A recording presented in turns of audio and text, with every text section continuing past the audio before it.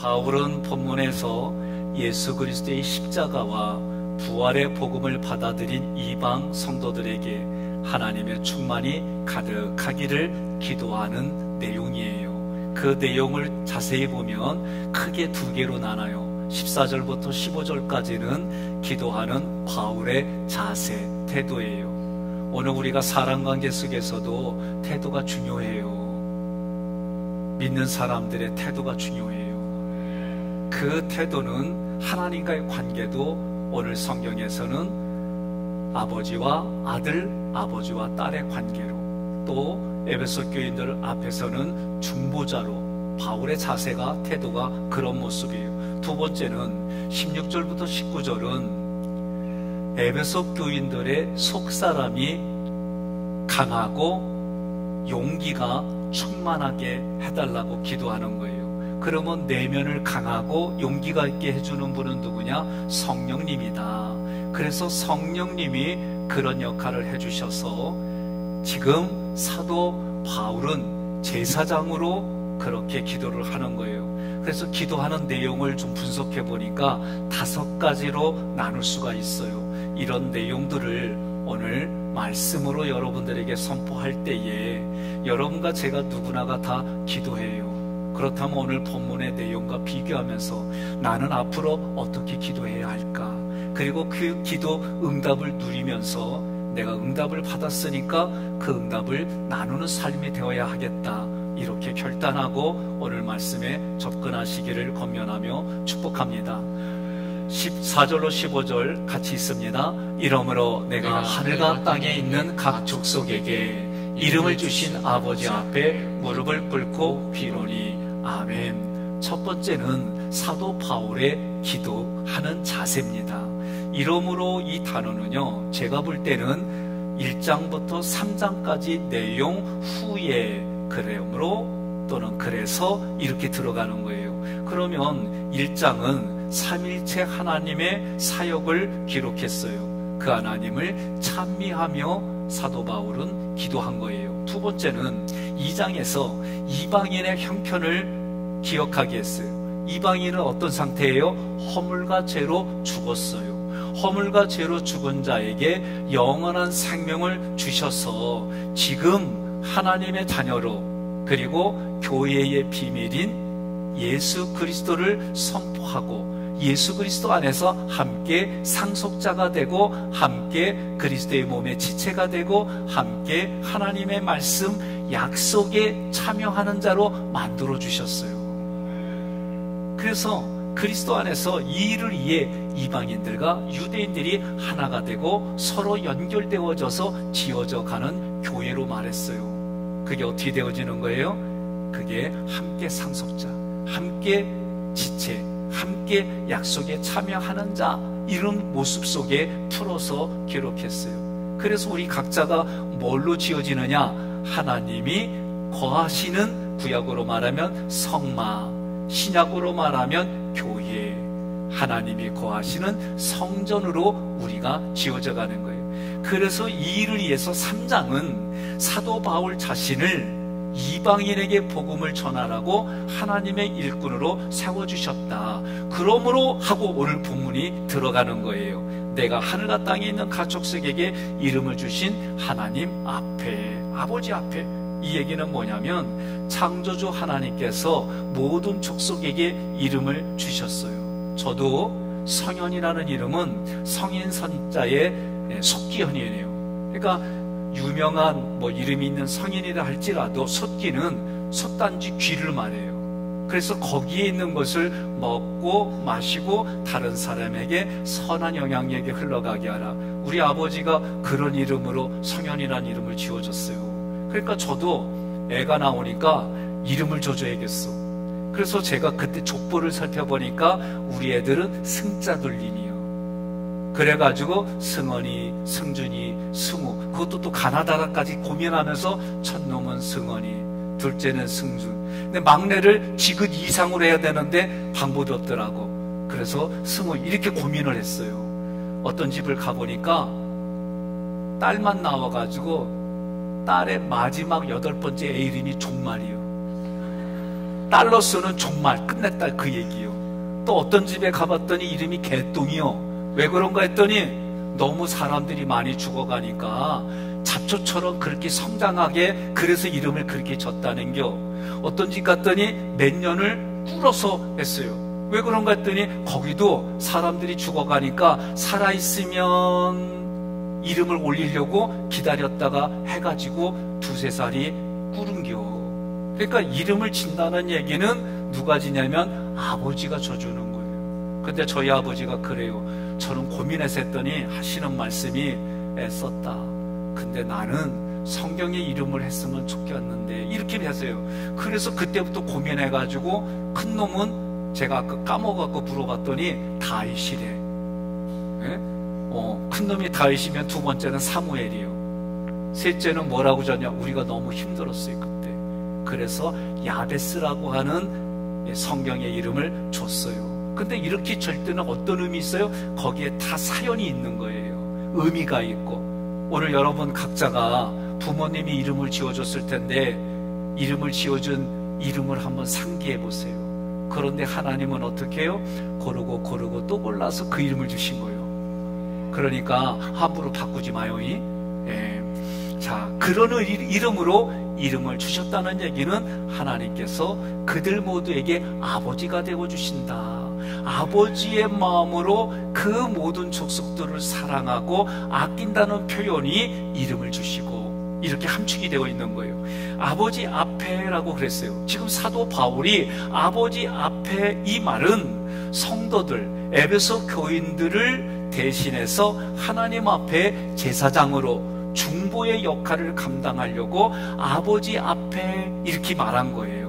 그러니까 여러분 지금 사도 바울은 에베소서 2장에 3장에 아버지 앞에라는 문장을 썼어요. 우리가 확인하겠습니다. 2장 18절 함께 봉독합니다.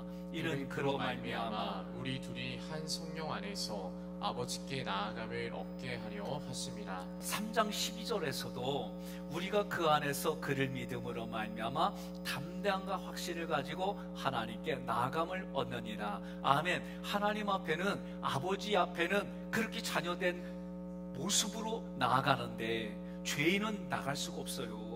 하나님 앞에 나가면 하나님은 죄를 미워한다 그랬어요. 그러니 하나님 앞에 나가려면 죄의 문제가 해결이 돼야 되는데 죄의 문제를 어떻게 해결해 줬느냐?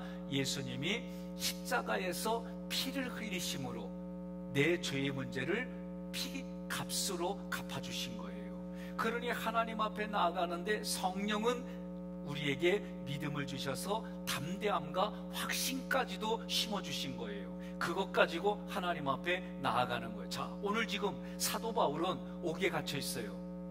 어떤 분들은 그렇게 얘기할 거야. 아이고 예수 믿는다고 날뛰더니 참 꼬라지가 그러네. 이렇게 조롱할 수도 있어요. 또 어떤 사람은 다양한 모습으로 사도 바울을 얘기할 수가 있어요. 중요한 것은 사도 바울은 옥에 갇혀서 할 수 없어서 기도한 게 아니에요. 사도 바울은 이미 죄인의 신분에서 예수 그리스도로 의인이 되었어요. 그러니 그는 진리의 영이 자유를 주신 거예요. 신분이 죄인이면 죄에 사로잡혀 있는데 그 쇠사슬을 끊어놓고 하나님의 자녀로 자유로운 신분을 가지고 살아가니까 그의 영은 자유로운 거예요. 사도 바울이 에베소 교회를 개척했어요. 그 교회를 위해서 그가 어떻게 해요? 기도로 사역하는 거예요. 그러니까 여러분 중보기도 한다는 거는 아무도 못해요. 예? 기도가 힘들다고 하는 분이 있어요. 저도 가끔 일부러 기도할 때 눈 떠보면 기도할 때 딴짓하는 사람이 있어요. 내가 보면 기도에 집중 안 해. 그러면 여러분에게 왜 목사님 기도 눈 떴냐? 눈 감고 기도하라는 거 써 있어요 성경에? 아니요, 우리끼리 만들어낸 거지. 눈 뜨고 기도할 수 있다니까? 아니 저 운전하면서도 기도해요? 예, 저 꿈속에서도 기도할 때 있어요? 그러니까 여러분 눈 감고 기도하고 머리 숙이는 거는 우리만 하는 얘기요. 처음 들어요? 나도 오늘 처음 말해. 그러니까 이거는 어떤 형식은 우리끼리 보이지 않게 문화로 자리 잡은 거지 눈 뜨고 기도한다고 해서 이상하게 보지 마세요. 자, 바울이 지금 어떻게 기도하냐면 따라합시다. 말씀 위에 서서 기도했습니다. 이 얘기는 뭐냐면 사도 바울이 먼저 진리의 말씀을 들었어요. 진리의 말씀이 마음에서 인지가 되고 인정이 되고 동의가 되고 확신이 돼서 그 말씀을 전하는 거예요. 전할 때에 성령이 역사해서 깨닫게 해줘요. 하나님의 때에 깨달음이 있어요. 그리고 지금 사도 바울은 뭐예요? 마지막 사역, 이런 관점에서 마지막 사역, 기도의 사역을 하는 거예요. 디모데전서 4장 5절 함께 봉독합니다. 하나님의 말씀과 기도로 거룩하여집니다. 아멘. 우리 신앙인들은요, 기도와 말씀이 균형을 이뤄야 돼요. 말씀과 기도가 균형을 이뤄야 돼요. 성도들에게 말씀과 기도는 삶입니다. 말씀과 기도는 균형을 이뤄야 되고, 말씀을 등한히 여기면 문제가 생겨요. 기도를 등한히 여기면 문제가 생겨요. 말씀을 등한히 여기고 기도에만 집중하면 문제는 하나님의 뜻대로 기도하는 게 아니라 자기 뜻대로 기도하게 돼 있어요. 그래서 우리의 뇌 과학자들은, 우리의 뇌를 연구하는 과학자들은 사람의 본능은 뭐냐? 자기 보호 본능, 생존 본능이 1순위예요. 그렇게 자기 생존을 위해 살다 보니까 어떻게 해요? 모든 것이 원망과 불평과 여기에 그렇게 날카롭게 마음이 바뀌어져 가는 거예요. 그런데 성경은 그런 것이 하나님이 주시는 마음이 아니라는 거예요. 하나님의 사랑이 있어서 그 사랑을 통해 누군가에게는 감동과 감동을 주는 그런 수준에까지 하나님이 요청하는 거예요. 그러니 기도의 근거가 말씀이 되어야만 하나님의 뜻을 구하고 하나님의 뜻을 실현하려고 구하는 기도가 되는 거예요. 그런데 자기 뜻을 고집하는 기도를 하는 게 문제예요. 우리는 말씀으로 하나님께서 우리에게 보여주신 말씀이 깨달아지고 그 말씀을 붙잡고 기도해야만 하나님이 그 말씀에 응답해 주시는 거예요. 어떤 사람들은 말씀에만 치우치면 기도에 하지 않아요. 말씀에만 치우쳐서 기도하지 않아요. 그럼 변화가 일어나지 않아요. 말씀은 뭐요? 그냥 문자에 속한 거예요. 그러니 말씀이 의문의 것으로 하지 않아야 돼요. 함께 있습니다. 고린도후서 3장 6절, 그가 또한 우리를 새 언약의 일꾼 되기에 만족하게 하셨으니 율법 조문으로 하지 아니하고 오직 영으로 함이니 율법 조문은 죽이는 것이요 영은 살리는 것이라. 아멘. 의문은 이렇게 종이에 기록된 글씨를 의문이라고 하는 거예요. 그러니 하나님의 영은 생명을 살리는 거고, 율법의 조항들은 이것 가지고 사람을 판단하고 정죄하고 결국은 그 말씀 안 들으면 뭐예요? 돌로 때려 죽이잖아요. 예? 돌로만 때려요?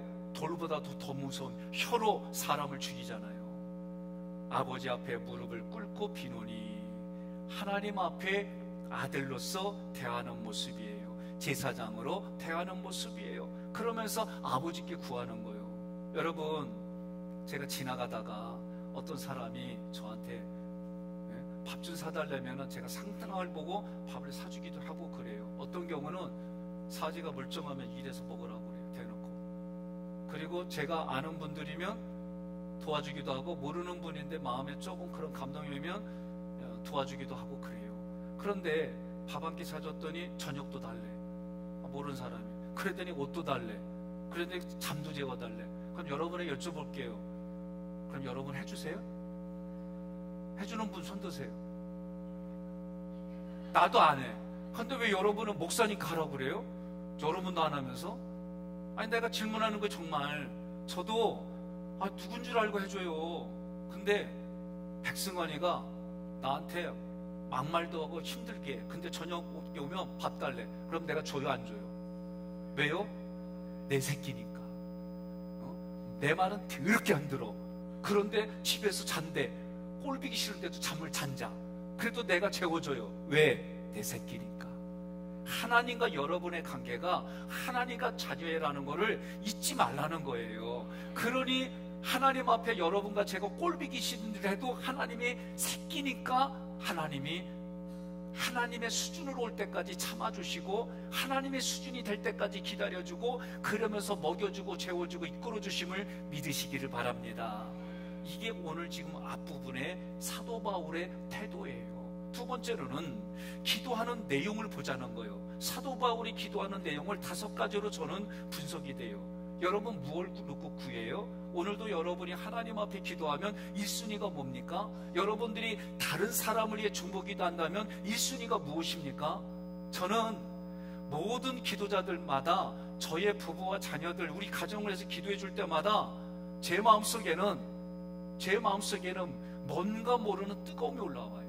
그리고 나도 저렇게 기도해야 되고, 나도 저들이 나한테 하는 것 이상으로 목회자의 기능을 가지고 내가 그들을 위해 하나님 앞에 중보해서 기도해야죠. 여러분 동의하십니까? 그러니까 여러분들이 누군가를 위해 기도한다고 할 때에 그 기도의 내용을 한번 보자는 거예요. 사도 바울은 육신의 필요를 위해서 기도하지 않았어요. 환경을 바꿔달라고 기도하지 않았어요. 그도 눈에, 그리고 육신의 간질병, 이거는 추정하는 거예요. 이걸 놓고 기도할 때 하나님이 그 기도를 들어주지 않았어요. 사도 바울은 어떻게 해석했냐면, 하나님이 내 몸에 있는 것을 원하시는구나, 이것 때문에 내가 자고하지 않는다 그랬어요. 그러니 오히려 자기는 전도하고 다른 사람과의 관계 속에서 눈과 그리고 이 간질이라고 하는 이 병을 고쳐주면 더 효율적으로 효과적으로 전도하지 않겠느냐. 그런데 하나님은 그거를 그 몸에 남겨둠으로 자기가 교만하지 않게 하려고 하나님이 이걸 내버려뒀다, 그렇게 해석을 한 거예요. 오늘 우리에게도 중요한 얘기입니다. 사도 바울은 지금 예배소 교인들을 위해서 기도해 줄 때에 그들의 육신의 필요를 채워달라고, 그들의 환경을 바꿔달라고 기도하지 아니하고 하나님의 자녀에게만 구하는 기도를 한 거예요. 자, 성경은요, 마태복음 5장 45절 함께 봉독합니다. 이같이 한즉 하늘에 계신 너희 아버지의 아들이 되리니 이는 하나님이 그 해를 악인과 선인에게 비추시며 비를 의로운 자와 불의한 자에게 내려주심이라. 아멘. 내용을 구속사로 해석하지 않더라도 여기에 보면 하나님을 믿는 사람이나 믿지 않는 사람에게 똑같이 주는 보편적인 은혜가 있단 말이에요. 보편적인 은혜는 열심히 일하고 관리하면 얻어지게 하는 게 있다 이거예요. 그러나 이것 내면의 구속사로 할 때에는 성령님을 통해서 하나님의 자녀들에게만 주시는 것을 사도 바울이 구한 거예요. 오늘 그 내용이 첫 번째가 뭐냐? 16절 함께 봉독합니다. 그의 영광의 풍성함을 따라 그의 성령으로 말미암아 너희 속사람의 능력으로 강건하게 하시오며. 아멘. 한마디로 말하면 속사람을 강건하게 해주세요. 속사람을 건강하게 해주세요. 건강 거꾸로 하니까 강건 거꾸로 건강, 그런 뜻이에요.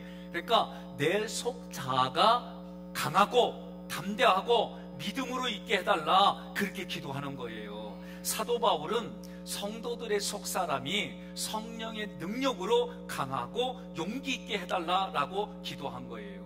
오늘날 보세요. 우리 내면이 너무 허약해요. 예? 그래서 눈에 보이지 아니하는 마귀와 사단이 우리 사람의 영을 붙잡고, 그리고 그 믿는 사람들을 자꾸 이간질해요. 하나님께서로부터 벗어나게 해요. 신앙으로부터 벗어나게 해요. 교회를 등지게 해요. 성도들 간에 싸우게 해요. 이간질이 뭐예요? 결국은 내 생각의 감정과 생각을 건드니까 그것 때문에 화를 내고, 그것 때문에 분노하고, 자기의 욕구가 채워지지 아니니까 화를 내고, 이런 거예요. 뭐 때문에 염려해요? 심리학으로 보면은 내면의 마음의 그 모습을 찾아가면은 일어나지 않은 일을 괜히 고민하고 염려함으로 인해서 60% 이상, 더 나아가서 80% 이상이 일어나지도 않은 일을 혼자 고민하고 그래갖고 힘든 거예요. 누가 가장 자기를 힘들게 해요? 제가요, 하객교회 왔는데, 예? 새벽에나 아침에 이렇게 아침이나 저녁에 보면 남정네들이, 예? 음식 쓰레기나 이런 걸 버려. 제 눈에서는요, 사대부 집안에서는 그러면 안 돼. 충렬공파, 이제 문정공파 집안에서는 있을 수가 없는 얘기요. 그런데 내가 여러분들을 보니까 다 하네. 그래서 나도 고민하다가 해야 되겠다. 그리고 쓰레기를, 이 냄새나는 이걸 갖고 내려가는데 사람들이 있네. 그러니까 어떻게 해요? 숨었지.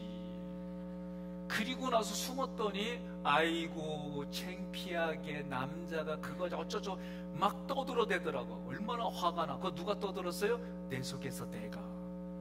딴 사람은 아무렇지도 않은데 나 혼자 그렇게 고민하고 염려하고 생쇼를 하더라고. 여러분 속으로 들어가 보세요. 남들이 뭘 하기 전에 자기가 괜히, 애들 때로는 야단치는 게 뭐요? 자기 체면 때문에. 애를 정말 말로는 너를 앞으로 훌륭하게, 너를 정말 위대하게 키우려고 하는 거지만 내면에 가면 내 생각과 감정이 용납이 안 돼갖고 건드리는 거잖아요. 안 그래요? 어쩐다냐. 그러니 대부분이 이런 거예요. 그러니 보이지 않는 사단과 마귀가 그 영을 사로잡아가지고 우리들의 생각과 감정을 건들면, 이간질하면 너무 쉽게 자빠져. 오늘 이 사도 바울이 이런 모습 속에서 뭐라고 해라? 속사람이 건강하게 해달라. 히브리서 5장 12절로 14절 함께 봉독합니다. 때가 오래되었으므로 너희가 마땅히 선생이 되었을 터인데 너희가 다시 하나님의 말씀의 초보에 대하여 누구에게서 가르침을 받아야 할 처지이니 단단한 음식은 못 먹고 젖이나 먹어야 할 자가 되었도다. 이는 젖을 먹는 자마다 어린아이니 의의 말씀을 경험하지 못한 자요 단단한 음식은 장성한 자의 것이니 그들은 지각을 사용함으로 연단을 받아 선악을 분별하는 자들이니라. 아멘. 여러분, 지금 성경에서 말하는 게 뭐예요? 하나님이 요구하는 게 뭐예요? 여러분과 제가 누군가를 가르치는 선생님이 되어야 된다는 거예요. 근데 문제는 이 당시의 선생은 누구냐면 사두개인, 바리새인, 제사장들이에요. 말만 하고 삶으로 행동은 보여주지 않는다는 거예요. 말은 누구든지 할 수 있어요. 자기 생각 누구든지 할 수 있어요. 쉽게 내뱉을 수 있어요.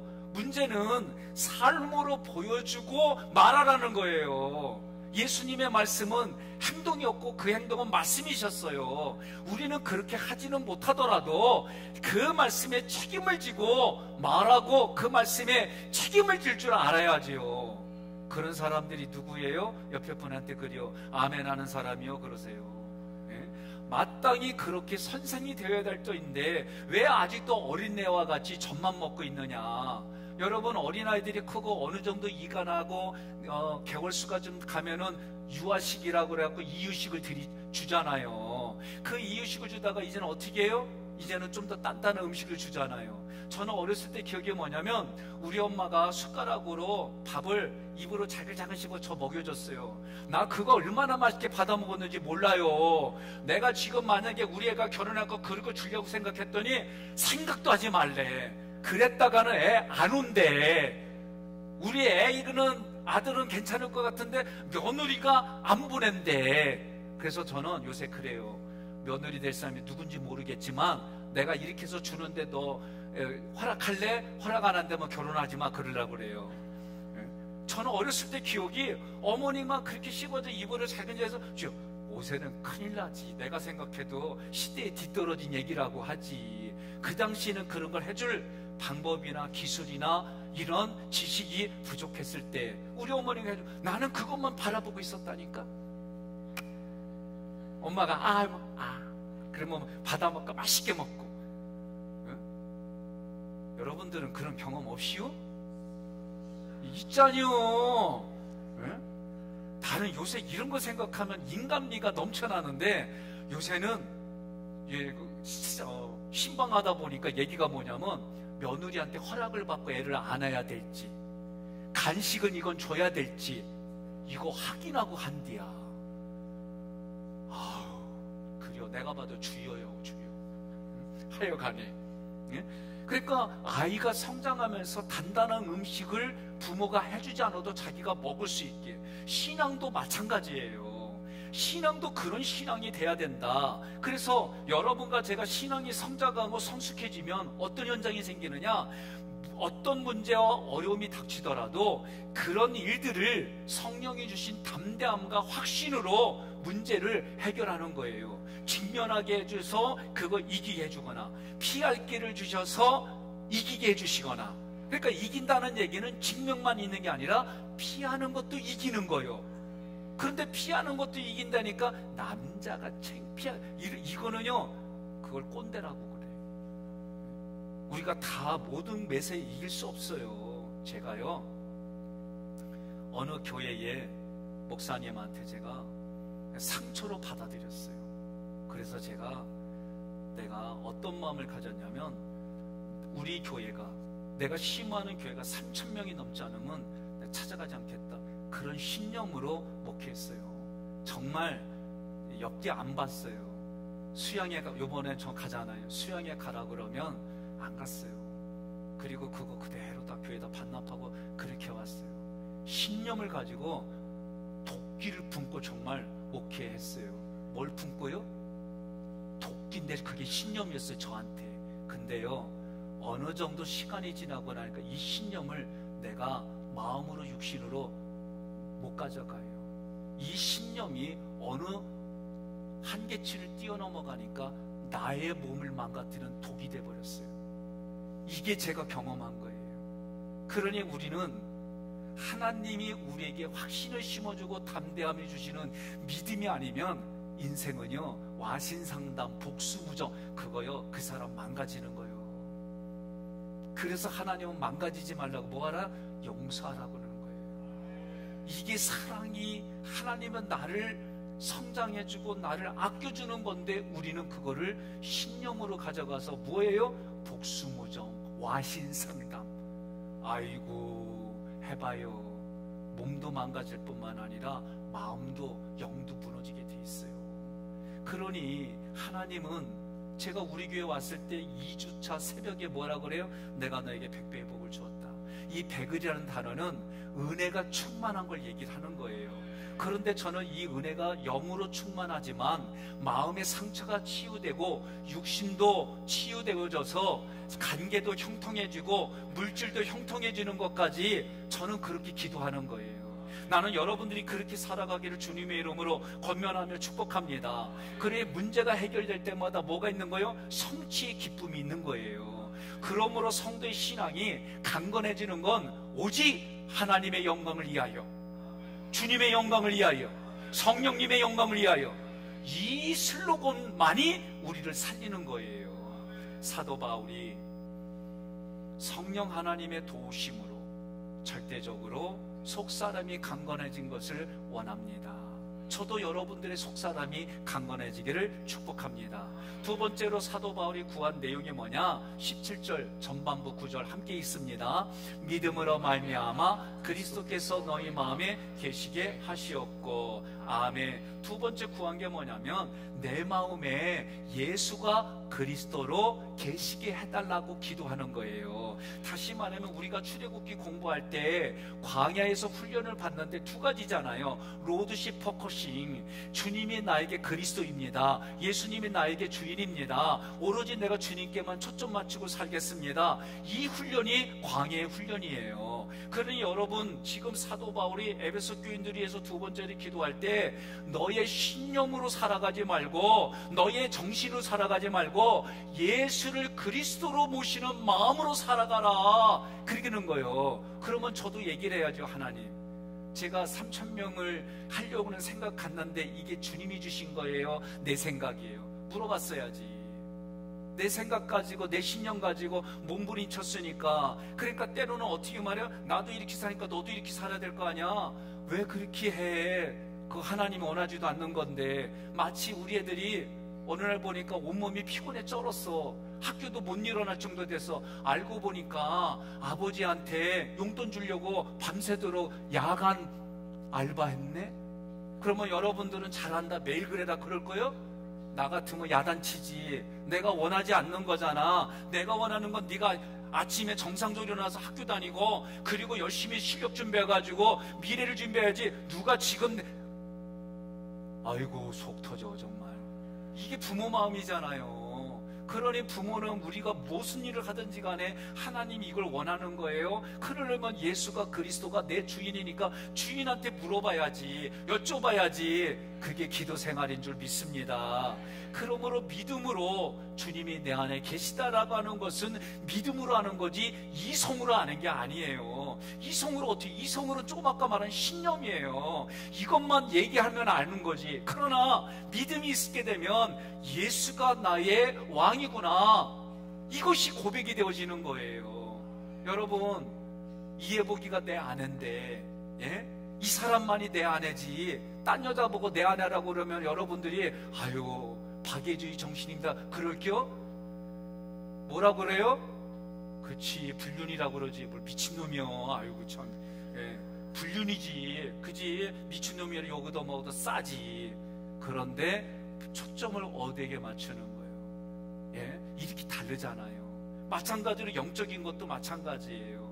주님이 내 안에 계시다는 게 믿어지고 인정이 되어지고 인지가 되면 내 안에 기쁨이 있고 평강이 있고 위로가 있고 담대함이 있고 능력으로 예수를 증거하는 일들이 일어나는 거예요. 예레미야 14장 8절 함께 봉독합니다. 이스라엘의 소망이시여 고난당한 때의 구원자이시여 어찌하여 이 땅에 거류하는 자같이 하룻밤을 유숙하는 나그네같이 하시나이까. 아멘. 이 얘기는 뭐냐면 예수님을 나그네 취급하는 거예요. 내 마음에 내가 필요할 때는 왕이여 어서 오시옵소서 그러고요. 내가 마음에 안 들면 예수님 잠깐 나가 계세요. 이렇게 나그네 취급하는 게 어찌된 일이냐라고 묻는 거예요. 내가 여러분이 생각해 보세요. 예수님이 왕인데 왕이 나를 여인숙으로 생각해가지고 필요할 때만 왔다 갔다 하면 여러분 기분 좋아요? 안 좋잖아요. 지금 우리가 성경에 보면 아브라함이 사라를 볼 때 뭐라고 그래요? 부인이라고 얘기할 자리에서 뭐라고 그래요? 내 누이라고 그러잖아요. 그럼 여러분 어디 깡패들 있는 데서 남편이 자기를 보호해주고 맞서는 게 아니라 아이고 걸음아 나 살려라고 도망가면 여러분 좋아요? 똑같은 거예요. 사람은 누구나가 다. 그런데 하나님과의 관계도 연합이란 얘기는 다른 말로 말하면 결혼했다는 얘기예요. 예수님은 우리에게 남편의 모습으로 왕의 모습 계속 그 자리에 계신데 우리는 필요에 따라 왕으로 대접했다가 도둑놈으로 대접했다가 내 마음대로 쓰고 싶을 때 그럴 때 하나님은 어떤 마음이 되겠느냐 그 얘기를 하는 거예요. 그래서 사도 바울이 이 기도의 내용을 한마디로 말해서 내 마음의 보좌에 영원토록 예수님이 나의 왕, 나의 주님이다, 나의 그리스도다. 그런 인생이 되라 그 얘기요. 제가 우리 부부가 부부싸움하고 때로는 삐지고 그래도요 같은 이불 덮고요 같이 밥 먹고요 이거는 약속이요 약속. 제가 주례를 안 서더라도 인사드리러 오면 제가 몇 가지를 당부를 해요. 서로 마음에 부대껴도 한 이불을 쓸 것이며 서로 감정이 나빠도 밥해서 한 얼굴을 보며 먹을 것이며 말은 안 해도 그 식탁에 있으라 이 얘기요. 그래야 서로가 가까워지지. 이게 함께라는 뜻이에요. 서로가 기분 나쁘면은 집 나가요? 기분 나쁘면 팽 하고 돌아서요? 그거 애들이나 하는 거예요. 애들이 어떻게 해요? 백화점 갔더니 교육을 제대로 못 받아가지고 지가 원하는 거 사달라고 안 사주면 막 질질 끌어가는 집도 봤어 내가. 그래도 안 되니까 애가 어떻게 막 들어눠서 막 그래요. 그러면 어떻게 해요? 화장실에다 두들겨 패. 그거밖에 없어요. 그러면 애가 그렇게 하겠어요? 안 해. 여러분 제가 가격하게 말하는 것 같아도 하나님 앞에 자기 뜻대로만 살려고 그러니까 하나님이 어떻게 해요? 건강도 만지고 경제적인 것도 만지고 그런 걸 통해서 내가 너의 하나님이다 깨달아라 너 내 말에 순종해 이러는 거예요. 쉽게 말하면 우리의 인생을 통해 우리가 깨달아야 됩니다. 그러면 어떻게 돼요? 고분고분해지잖아요. 우리가 운동할 때도 힘이 너무 많이 들어가서 그러면 진짜 힘 있으면 다 제대로 안 나와요. 그럼 어떻게 해요? 힘 빼 그러잖아요. 힘 빼니까 그 기술이 습득이 되어지고 우리 육신도 힘 뺀다는 얘기는 내가 주인이 됐던 거를 예수님께로 주인으로 인정하고 살아가는 거예요. 세 번째로 사도 바울이 구한 게 뭐냐? 사랑의 뿌리와 터가 굳어지기를 기도했어요. 17절 두 번째 구절 함께 봉독합니다. 너희가 사랑 가운데서 뿌리가 박히고 터가 굳어져서 아멘. 이때 사랑은요 사람에게서 나오는 게 아니에요. 하나님께로부터 나오는 거예요. 잘 보세요. 왜 우리가 집안을 봐요? 그 집안에서 아이가 성장한 인품은 하루아침에 안 바뀌어요. 그러니까 어떤 말을 해요? 사람은 고쳐 쓰는 게 아니라고 얘기하잖아. 근데 옆에 분한테 인사해요. 성령은 우리를 고쳐서 쓰십니다. 사람은 고쳐서 쓰기가 어려워요. 그러나 성령은 우리에게 성령의 강력한 힘으로 믿음을 통해 담당과 확신을 주니까 우리의 성격과 성품이 성령에 의해서 내면이 바뀌는 거예요. 내면이 바뀐 것이 밖으로 나오는 게, 그게 지금 사도 바울이 사랑의 뿌리와 터가 굳어지기를 기도한다 그랬어요. 교회는 어떤 곳입니까? 하나님의 부름에 아멘하고 온 사람들이에요. 하나님의 백성의 아멘이고 하나님의 가족의 아멘으로 한 사람들이 이곳에 모여서 하나님께 예배를 드리는 거예요. 그러면 이 공동체의 법의 기준이 뭐냐? 그게 하나님 사랑이에요. 여러분, 제가 이제 신명기를 지금 준비하고 있는데, 세미나 하려고, 하나님 사랑, 이웃 사랑 10계명이에요. 그런데 하나님 사랑, 이웃 사랑, 예수님이 자기 사랑, 그리고 가족 사랑을 얘기했어요.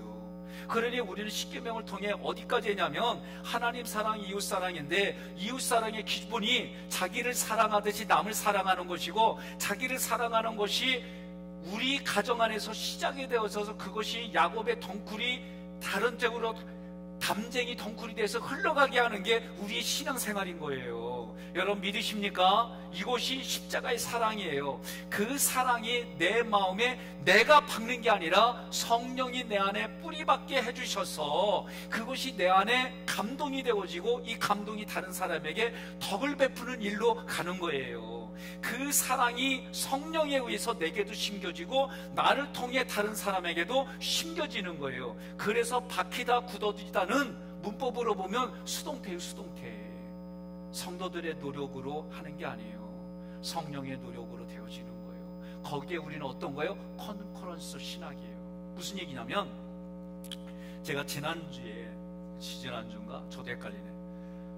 우리 유 장로님 댁에 제가 장로님 놀러 갈게요 그랬더니 장로님은 신방으로 바뀌었대. 나 이거 웃을 줄 알았더니 안 웃네. 당연한 거다 이거죠. 나는 진짜 아무 생각 없이 장로님 놀러 갈게요, 난 진짜 그 마음으로 했더니, 목사님 신방 오신다고요? 그래서 나 신방 준비하고 갔잖아. 응? 그랬더니 이제 예배를 마치고 또 자연 밑에 강이 흐르고 그래요. 거기에 두릅나무가 있었고 1시간 전에 했다고 나름대로 정말 그때 봄나물이 나온 걸 해서 잘 준비해 주셨어요. 근데 목사님 하나 보여드릴 게 있어요. 방으로 가니까 부화 기계가 있어요. 1000개의 계란을 부화를 시키는 거예요.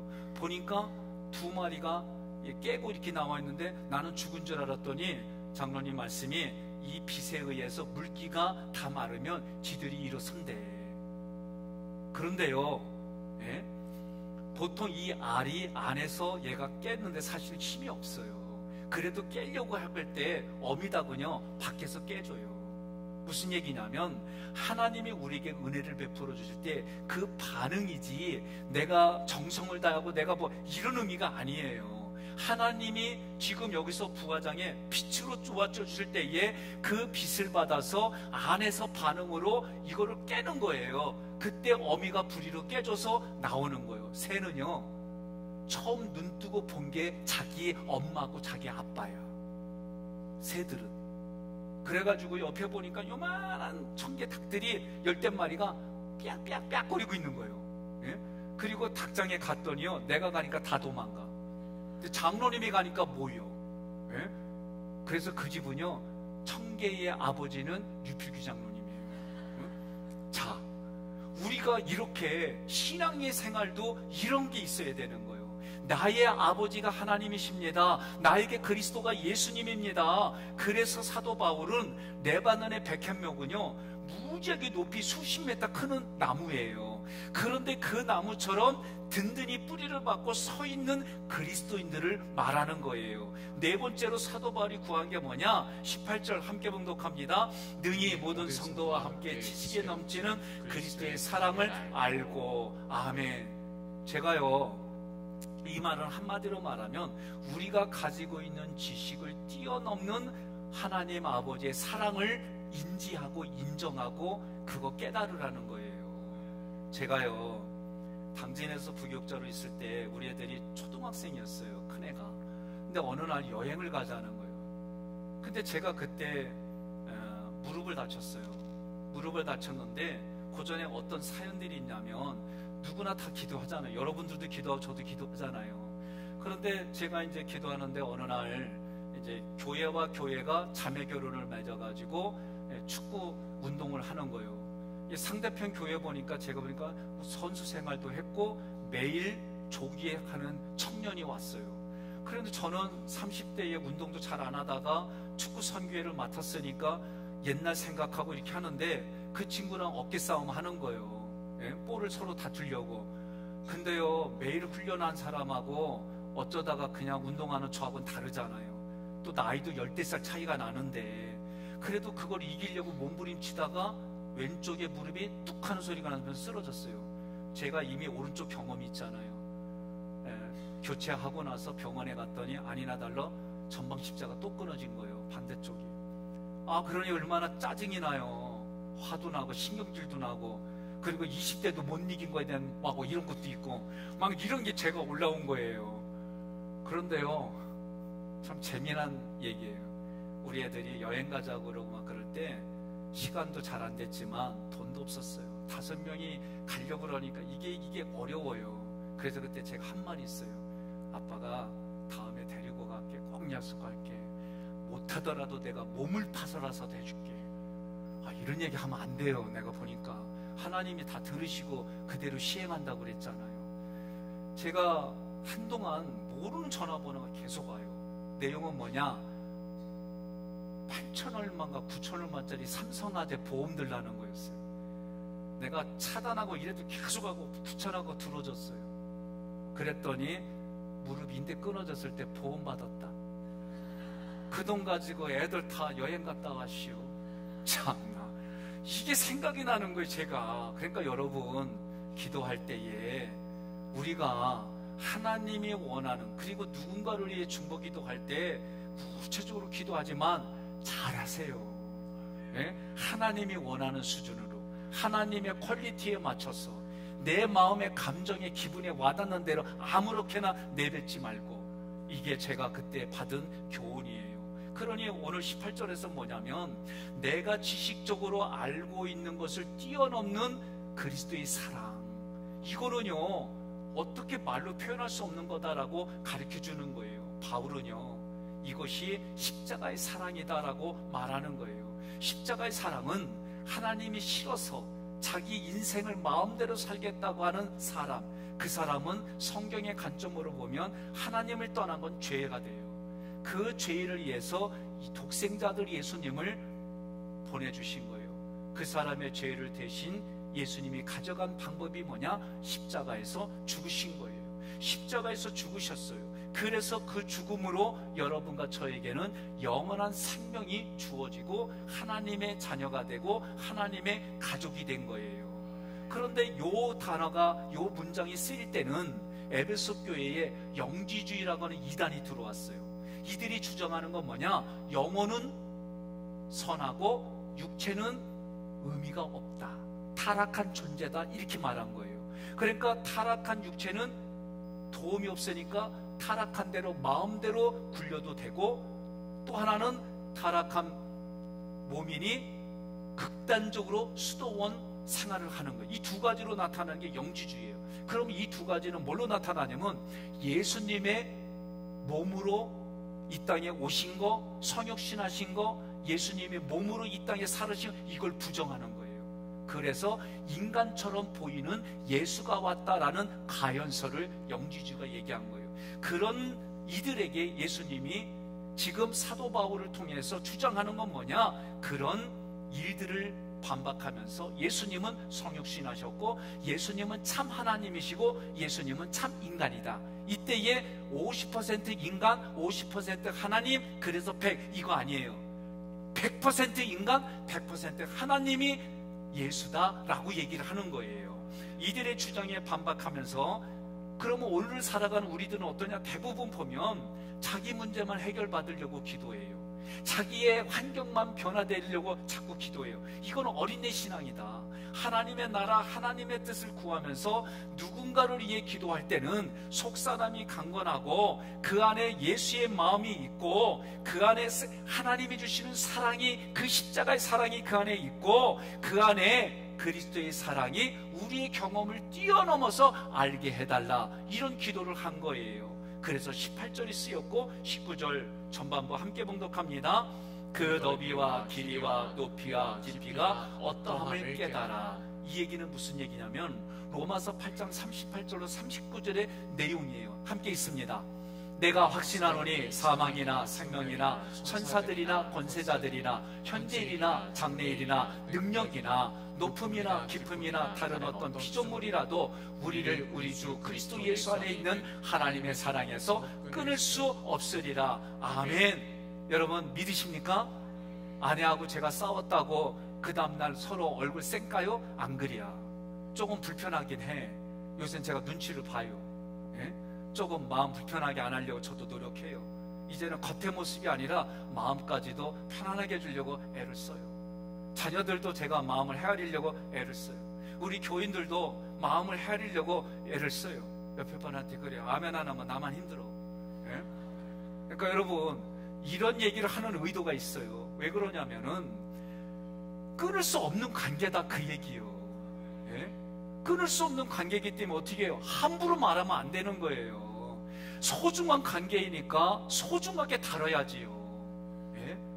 지금 사도 바울은 그 얘기를 하는 거예요. 말 한마디, 손짓 하나, 눈짓 하나가 소중하게 다루는 그 얘기를 어디서부터 시작해라? 내 마음에서부터 시작해서 결혼했으면 배우자에게, 지금 사귀고 있으면 사귀고 있는 사람에게, 부모와 자녀의 관계가 이웃에게 관계로, 내가 다니는 회사와 내가 기업을 운영하는 곳에서 그곳까지 이 힘들이 흘러가게 해라. 그렇게 말씀하는 거예요. 사도 바울이 구하는 마지막은 뭐냐? 두 번째 9절 19절 함께 읽습니다. 하나님의 모든 충만하신 것으로 너희에게 충만하게 하시기를 구하노라. 아멘. 뒤쪽으로 가면 이거예요. 하나님의 충만이 예수에게로, 예수님의 충만이 교회와 우리 성도들에게로, 교회와 성도의 충만이 누구에게로? 모든 만물에게까지 흘러가서 살리는 일을 하라는 거예요. 그러면 1장은 이런 뜻이에요. 성부 하나님이 예정한 가운데서 성자 예수님이 값을 주고 죄의 문제를 해결해 주셨어요. 성령님은 우리 이마에 보이지 않는 하나님의 도장을 찍어서 하나님의 것이다 라고 소유를 인정해 주셨어요. 이런 게 뭐냐면 교회가 이런 곳이다라는 거예요. 교회라고 하는 것은 하나님의 교회로 지어지고, 그러려면은 건축 재료가 필요한데 그게 우리 성도들이다 그 얘기예요. 그 성도들이 모퉁이 돌인 예수를 통해서 이방인과 그리스도인들이 서로 지어져 가는, 그래서 하나님의 성전으로 완성되는 것을 얘기하는 거예요. 그래서 우리가 뭐예요? 하나님이 거하는 처소, 구약에서는 성막, 신약에서는 교회. 그래서 우리가 결국은 하나님의 성령이 거하는 성전으로, 하나님이 기뻐하는 수준으로 우리가 올라가기를 원하시는 거예요. 이런 준비가 다 돼서 완공이 된 게 3장에서 하는 얘기예요. 사도 바울이 하나님 앞에 무릎을 꿇고 기도했다는 얘기는 이런 충만이 흘러가게 해주신 하나님께 영광 돌립니다, 이런 기도예요. 교회로 말하면 재료가 준비됐어요. 교회를 완성했어요. 하나님께 봉헌 기도하는 거예요. 지금 봉헌 기도가 사도 바울이 하는 기도이다. 자, 마지막으로 주제 충만이라는 단어를 살펴보겠어요.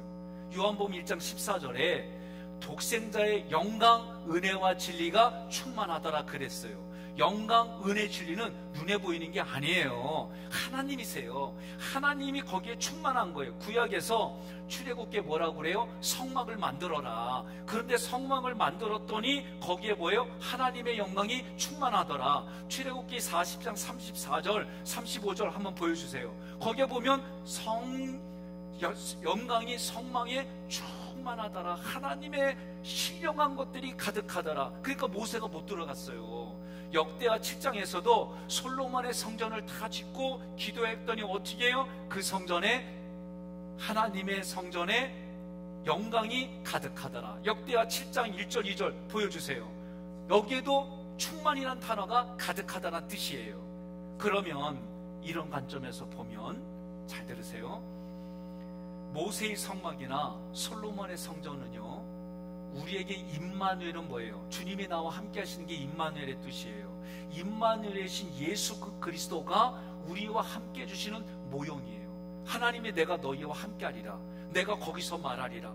이러한 부분들이 오늘날 우리와 함께 하시겠다는 임마누엘의 하나님이 우리 몸을 뭐라고 그러냐면 교회의 성전이다, 성령이 거하는 교회다라고 말해주신 거예요. 골로새서 2장 9절로 10절 함께 봉독합니다. 그 안에는 신성의 모든 충만이 육체로 거하시고 너희도 그 안에서 충만하여졌으니 그는 모든 통치자와 권세의 머리시라. 아멘. 저는 이렇게 말하고 싶어요. 예배 드릴 때마다 하나님의 충만이 내게 가득 채워졌다, 그렇게 생각하고 가세요. 내 안에 예배를 드림으로 말씀을 통해 내가 하나님의 말씀으로 가득 찼단 말이에요. 그래서 하나님의 신성이 예수님에게 충만이고 예수님의 충만이 오늘 우리에게 충만해져서 이 힘과 능력으로 내가 만나는 모든 이들에게 흘려보내는 거예요. 예수가 머리예요. 우리는 그분의 몸이에요. 그러면 예수의 머리에 있는 게 우리 몸에까지 흘러가는 거예요. 그게 시편 133편 2절의 표현이에요. 함께 있습니다. 머리에 있는 보배로운 기름이 수염 곧 아론의 수염에 흘러서 그의 옷깃까지 내린 같고. 아멘. 성령이 예수의 기름 부음이 오늘 우리 몸에까지 흘러가서 여러분들이 예배 드릴 때마다 눈에 보이지 아니하지만 그런 충만한 마음을 가지고 여러분이 하산하는 거예요. 그래서 고린도전서 3장 16절 함께 봉독합니다. 너희가 하나님의 성전인 것과 하나님의 성령이 너희 안에 계시는 것을 알지 못하느냐. 아멘. 아멘. 우리 몸은요 성전이에요. 성전은 그 자체로 하나님의 영광이 가득한 거예요. 그런데 우리가 살아가면서 상처로 받아들이고 또 죄에 해결하지 않은 이런 부분들을 우리는 어떻게 하는 거예요? 예배드리는 번제, 소제, 화목제, 속죄제, 속건제로 그 죄를 태워버리고, 물두멍에서 손을 씻는다는 얘기는 생명수인 말씀으로 그 더러운 것들을 다 자기 자아를 씻어내는 게 예배예요. 이 공동체가 교회예요. 교회는 하나님의 영광으로 충만한 곳이고 눈에 보이지 아니하지만 오늘 여러분들이 그 말씀을 들을 때에 때로는 부대끼기도 하고 때로는 찔리기도 하고 때로는 위로받고 때로는 그 말씀으로 격려받을 때 그 자체가 내 안에 충만하게 해주신 하나님의 작동하는 손이구나, 그렇게 깨달으셔야 돼요. 결국 오늘 말씀을 통해 속사람이 강건해지고 그리스도가 내주하시고 그리스도의 사랑이 어떤 것인지 깨달아져서 하나님의 충만이 내 안에 충만하신 것으로 여러분이 믿고 그 충만해진 것을 가지고 다른 사람의 충만이 흘러가는 게 그리스도의 사랑이다라고 말하는 거예요. 이런 사랑이 넘치는 교회가 하깃교회고, 이런 사랑이 넘치는 것이 여러분의 심령이고 여러분의 가정이 되기를 주님의 이름으로 권면하며 축복합니다. 그런 모습을 충만이라고 말씀하셨어요. 사도 바울은 하늘에 속한 모든 신령한 복이 그의 풍성한 영광을 따라서 하나님의 모든 충만하신 것으로 우리에게 채워져서 그 채워진 것이 다른 사람에게 흘러가겠어요. 다른 말로 말하면 우리의 수준을 그리스도의 수준으로, 그래서 그리스도와 나와 함께해서 끌어올려 주시고 나에게 목자이신 예수와 함께 해주심으로 우리의 수준을 끌어올려 주신다는 거예요. 그게 성경의 표현으로 너희는 왕같은 제사장이다 라고 말씀하는 거예요. 오늘 여러분들이 이 마음을 가지고 여전히 밖으로 나가면은 남들의 시선이 나를 마치 욕하는 것 같고 다른 사람들이 나를 이렇게 보는 건 그건 생각이요, 사실이 아니요. 사실은 하나님이 여러분을 왕같은 제사장으로 선포해 주셨고, 사실은 여러분이 가정에서 배우자에게 부모로 자녀로 그 자리에서 예수 그리스도의 모든 것이 흘러가고 넘치는 충만으로 채워주셨고 충만으로 흘려보내는 오늘 하루 남은 인생이 되기를 주님의 이름으로 권면하며 축복합니다.